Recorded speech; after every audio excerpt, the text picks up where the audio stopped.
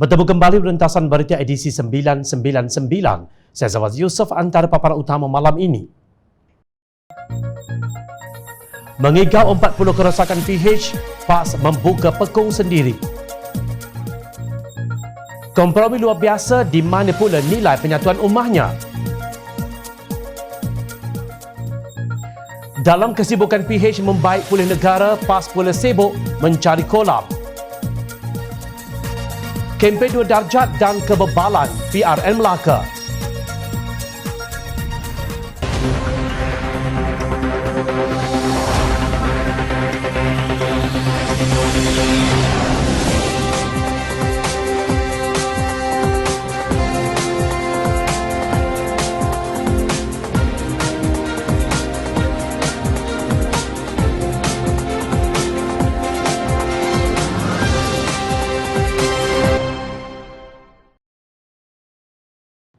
Assalamualaikum dan salam sejahtera.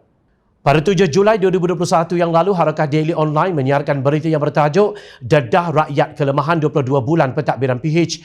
Berita tersebut mengandungi kenyataan Ketua Penerangan PAS Pusat, Kamaruzzaman Mohamad, supaya semua ahli dan penyokong PAS bertindak sebagai ejen penerangan bagi membolehkan isu yang diketengahkan di peringkat PAS Pusat dan negeri, terutamanya melalui Harakah Daily, Harakah dan medium lain milik PAS disebarluaskan kepada masyarakat. Menurut laporan, beliau berkata demikian ketika merasmikan Konvensyen Penerangan dan Media Baru PAS Kelantan secara atas talian.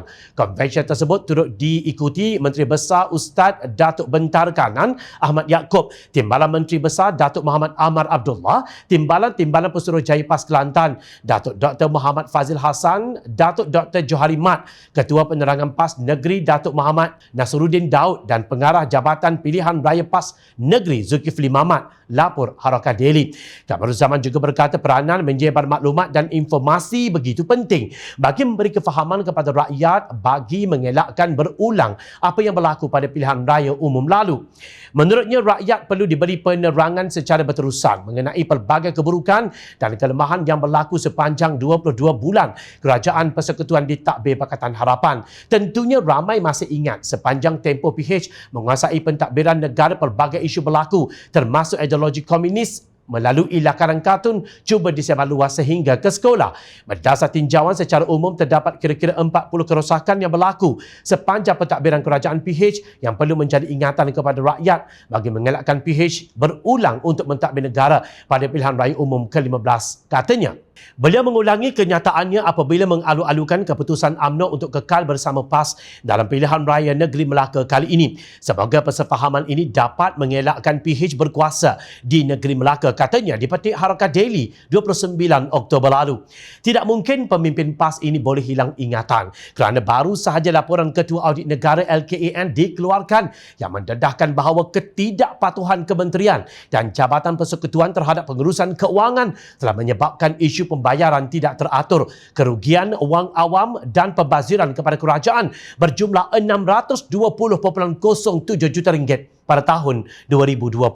Ketua Audit Negara Datuk Nik Azman Nik Abdul Majid turut mendedahkan bahawa hutang persekutuan meningkat sebanyak 86.562 bilion ringgit atau 10.9% berbanding 792.998 bilion ringgit pada tahun 2019. Sementara itu, menurut LKAN, hutang terkumpul Wan Malaysia Development Berhad, Wan MDB pula berjumlah 32 bilion ringgit setakat akhir Jun 2021.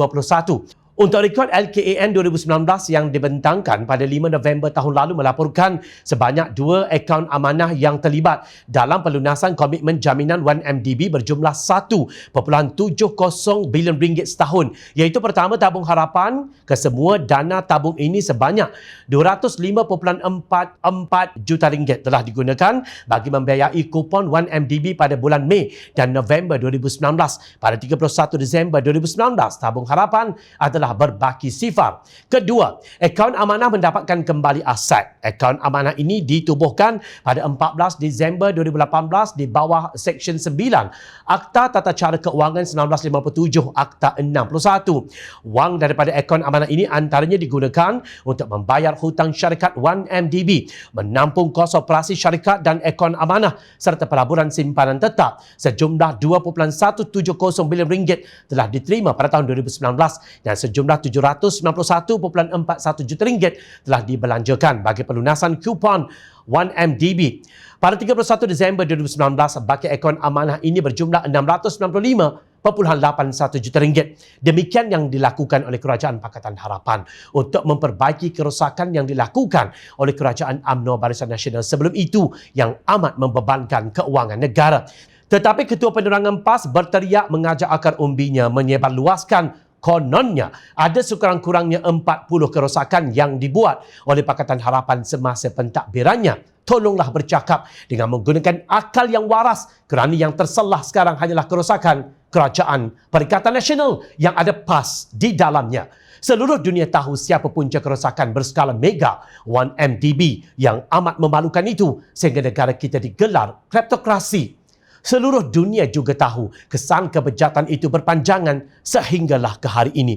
Molek jika PAS menyenaraikan 40 kerosakan itu agar mudah pihak yang dituduh menghantar surat notifikasi daripada peguam mereka supaya tuduhan tersebut boleh diadili di mahkamah. Harus diingat, mengigau merupakan gangguan serius kepada kebolehan mental yang mengakibatkan kecelaruan pemikiran dan pengurangan kesedaran tentang apa yang berlaku di sekeliling. Lama-lama ia boleh jadi demensia dan masalah kesihatan mental. Keputusan UMNO untuk meneruskan kerjasama dengan PAS disambut baik oleh pucuk pimpinan parti itu. Timbalan Presiden PAS Datuk Seri Tuan Ibrahim Tuan Man berkata soal permuafakatan UMNO, PAS dan Bersatu dalam menghadapi pilihan raya negeri Melaka lebih utama berbanding perebutan kerusi. Kita punya pengalaman panjang dalam politik negara. Ya, dan saya tengok tidak ada parti yang ada pengalaman muafakat politik sehebat PAS. Ya, kita boleh sanggup kompromi luar biasa yang jarang orang lain sanggup kompromi demikian. Katanya ketika merasmikan Muktamar Dewan Pemuda PAS Malaysia kali ke-62 di Port Dickson baru-baru ini. Kenyataan Tuan Ibrahim itu sebenarnya bukanlah sesuatu yang baru. Memang sudah lama pun PAS berkompromi luar biasa. Presiden PAS Datuk Seri Abdul Hadi Awang melalui Facebooknya pada April lalu menulis rencana yang bertajuk PAS Budaya Politik Matang dan Sejahtera. Mendakwa PAS beristiqamah atas asas akidah dan bergerak dengan hala tuju dan wawasannya yang kekal dari dunia sehingga ke akhirat. Mereka berjuang kerana tujuan untuk mengumpulkan harta, bukan mengumpulkan harta kerana perjuangan. Sudah tidak layak lagi memimpin umat. Maka PAS menolak semua golongan ekstrim yang mengaku Islam termasuklah dalam kalangan bukan Islam.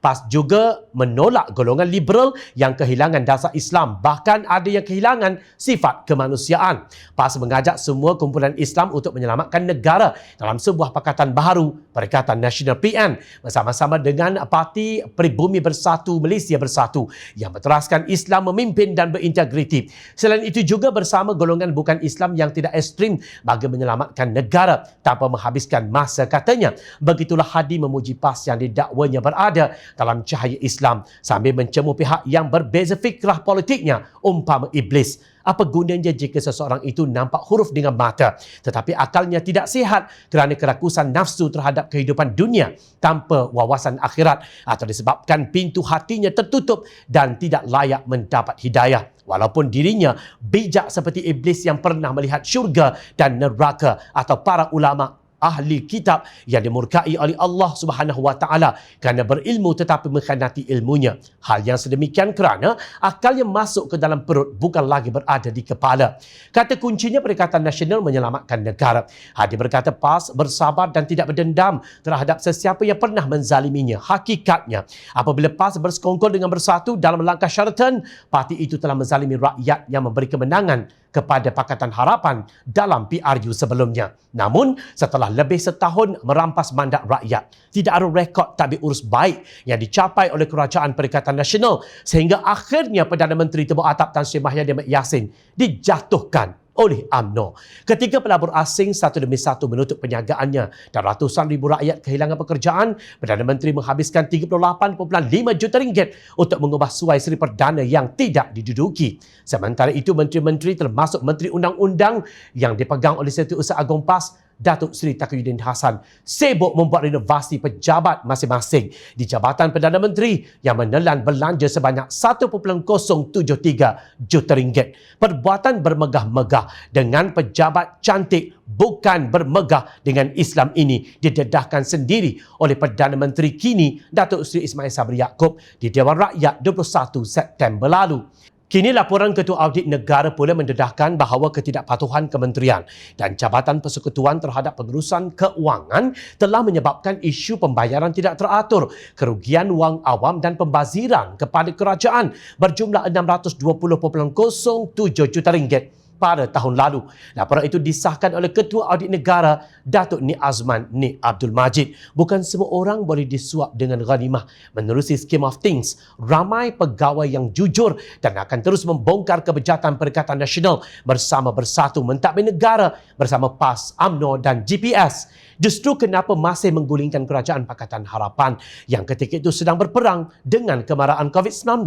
Bukankah itu maknanya PAS berdendam sedangkan tiada mana-mana pemimpin Pakatan Harapan yang menzalimi mereka maupun rakyat? Inikah caranya menyelamatkan negara dan wawasan yang kekal dari dunia sehingga ke akhirat sebagaimana yang didakwa Hadi?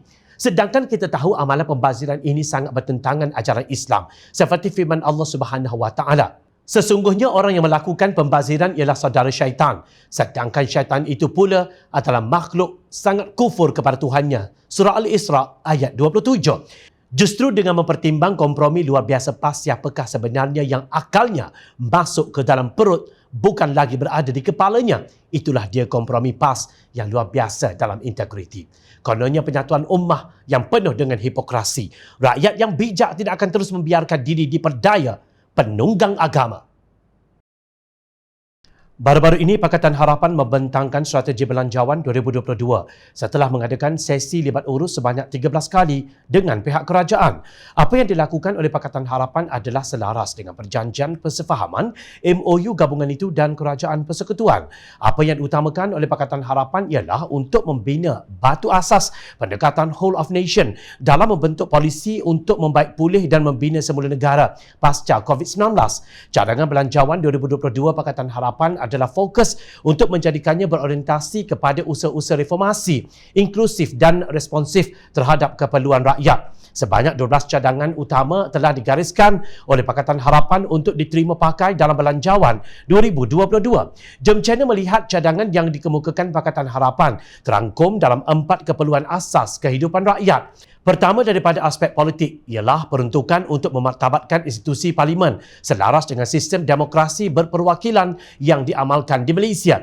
Ia juga menekankan aspek kebertanggungjawaban dan keterusan.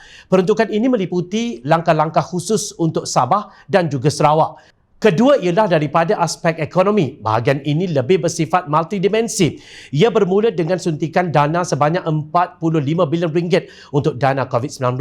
Tujuannya untuk merangsang usaha-usaha pemugaran dan pembinaan semula ekonomi yang lebih baik.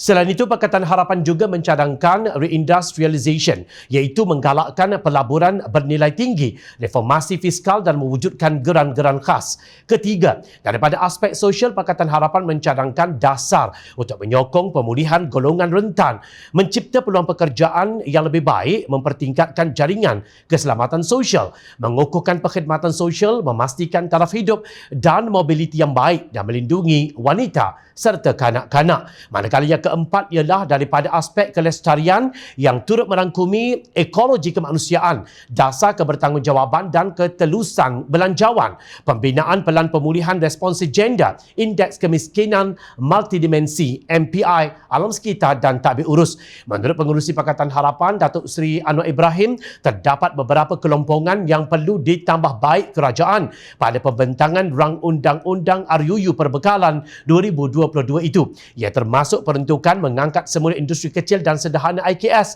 Ini banyak ditekankan oleh Lim Guan Eng dan dipersetujui 30 bilion ringgit untuk hal yang demikian, kata Anwar ketika Majlis Pembentangan Bajet Pakatan Harapan 2022 di Kompleks Parlimen pada minggu lalu.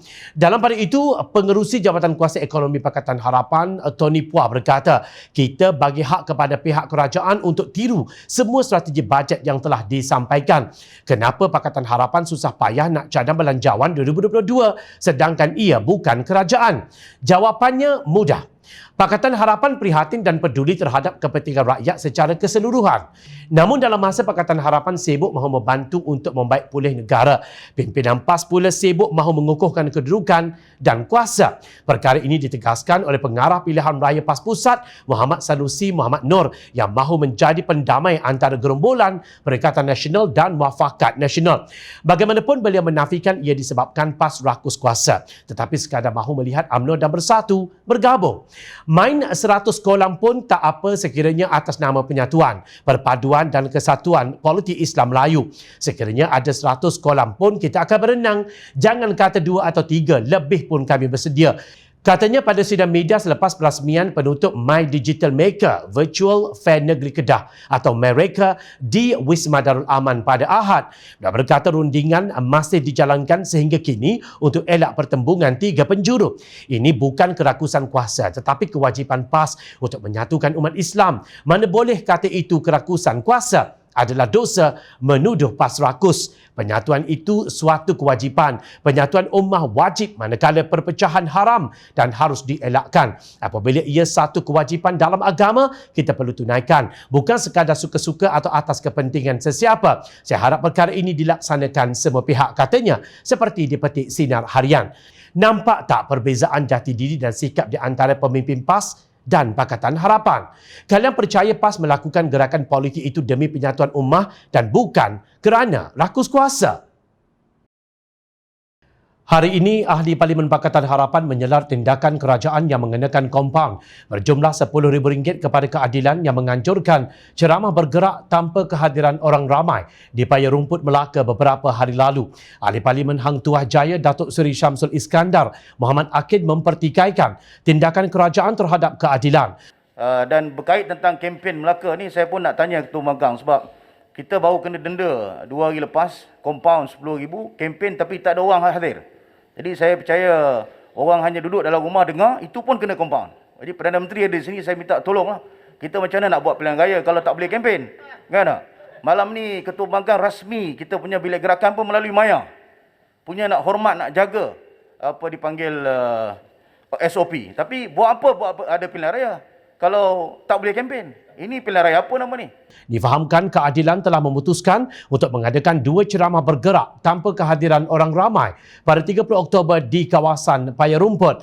Penceramah akan berdiri di atas pentas yang dibina di atas lori dan diletakkan di tengah-tengah kawasan perumahan untuk menyampaikan ceramah dengan menggunakan pembesar suara. Ahli Parlimen Kulim Bandar Baharu Datuk Seri Saifuddin Nasution Ismail turut membangkitkan majlis rasmi boleh ikut majlis keselamatan tetapi Suruhanjaya Pilihan Raya tidak boleh. Sudah masuk negeri fasa 4. Majlis Keselamatan Negara keluarkan SOP apa yang dibolehkan.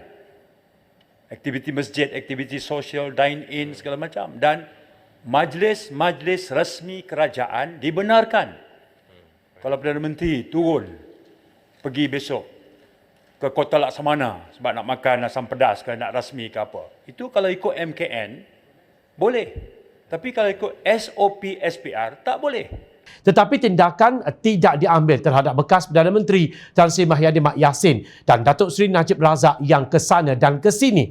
Ini menunjukkan wujudnya double standard atau 2 darjat dalam tindakan kerajaan. Mengulas mengenainya, pengerusi Pakatan Harapan yang juga Ketua Pembangkang Datuk Seri Anwar Ibrahim berkata, sebab itu saya kata punca bebal beberapa pemimpin pengaruhi TYT, ya, kemudian langgar semua peraturan, bagi satu tempoh pembubaran yang paling cepat dalam sejarah Malaysia ni. Belum tahulah sama ada belum letak ke lepas letak dalam masa singkat terus. Ini amanda perintah macam tu. Sebab itu lain kali kalau di bawah Perdana Menteri nak cadang calon TYT ini, biarlah orang yang agak ada kelayakan dan kewibawaan dan integriti untuk menjaga kepentingan. Terdahulu Ahli Parlimen Iskandar Puteri Lim Kit Siang menyifatkan denda yang dikenakan itu adalah salah satu contoh kemuncak kebodohan dalam tempoh pilihan raya negeri Melaka yang sedang berjalan. Saya fikirkan keadilan Melaka sepatutnya dipuji kerana menggunakan cara yang unik untuk berkempen dalam PRN ini yang mengambil kira kepentingan untuk tidak memburukkan lagi keadaan COVID-19. Pada masa yang sama, mereka meneruskan objektif untuk mencapai satu pilihan raya yang bebas, adil dan bersih. Sebaliknya, mereka dikenakan denda RM10,000, katanya dalam satu kenyataan hari ini. Beliau dengan tegas menyifatkan larangan diumumkan oleh Menteri Kesihatan Khairi Jamaluddin adalah satu larangan yang tidak dipertimbangkan dengan baik dan tidak praktikal. Larangan itu katanya perlu dibatalkan segera dan digantikan dengan SOP yang dibuat khusus untuk PRN Melaka. Kerana inilah saya telah menyeru supaya satu mesyuarat diadakan bersama dengan SPR, Kementerian Kesihatan dan semua parti-parti politik yang berminat dan juga NGO yang berkenaan untuk membincangkan perkara ini, katanya. Sementara itu, Datuk Seri Ismail Sabri Yaakob berkata tidak ada pihak yang kebal daripada dikenakan tindakan undang-undang sekiranya didapati melanggar ketetapan prosedur operasi standard SOP bagi mengekang penularan COVID-19 ketika pilihan raya negeri Melaka. Menurut Perdana Menteri, Akta Pencegahan dan Pengawalan Penyakit Berjangkit 1988, Akta 342 dengan jelas menunjukkan perkara yang menyalahi ketetapan kerajaan dan hukuman yang boleh dikenakan. Tidak ada sesiapa yang kebal daripada segi undang-undang. Akta 342 jelas dari segi hukuman dan kesalahan. Walaupun kita sekarang di fasa 4 Pelan Pemulihan Negara PPN, SOP yang jelas sudah diumumkan kerajaan. Jadi sesiapa sahaja, parti mana sekalipun tidak terlindung atau kebal daripada undang-undang. Jika mereka melakukan kesalahan, tindakan pasti dikenakan. Kita tidak ada kompromi, tidak ada istilah orang biasa dan orang kayangan. Undang-undang sama sahaja. Jadi saya harap semua rakyat patuh kepada SOP, katanya Lapor Astro Awani. Namun kenyataan Perdana Menteri itu tidak dapat menangkis persepsi rakyat bahawa larangan Menteri Kesihatan Khairi Jamaluddin pada 24 Oktober lalu terhadap sebarang aktiviti perhimpunan atau majlis sosial berkaitan pilihan raya, termasuk majlis pelancaran jentera pilihan raya yang bermula 25 Oktober hingga 27 November 2021 adalah keputusan yang bebal. Ingat, rakyat sentiasa memerhati. Teruskan bersama kami di Jom Channel dan layari portal jomchannel.net untuk mendapatkan berita politik tanah air. Saya Zawazi Yusof, terima kasih untuk perhatian. Assalamualaikum, salam sejahtera, jumpa lagi.